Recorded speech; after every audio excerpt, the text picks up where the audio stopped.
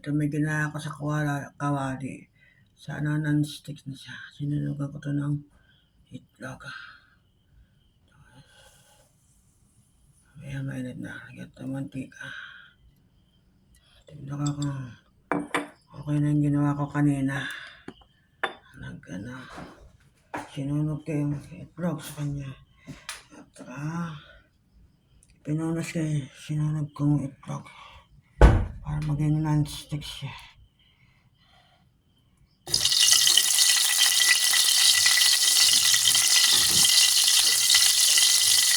Pwede kaya kung non-stick na siya. Magtitikit pa ang itlog. Tignan natin.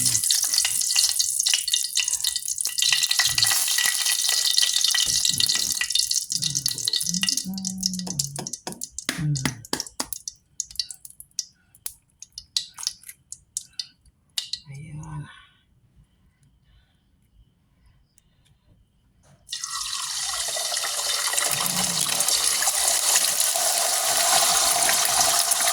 Ayan. Ayan natin kung non-stick na siya.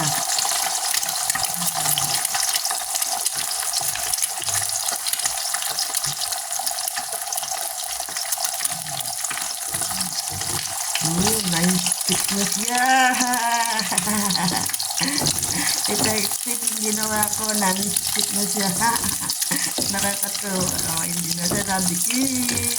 Sinunugan ko ito ng itlog kanina. Tapos, mantika. Pinahay ko dito.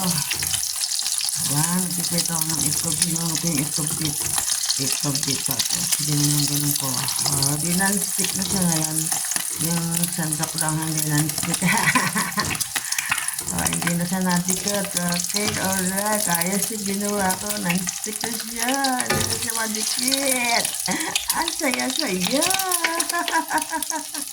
Bye-bye!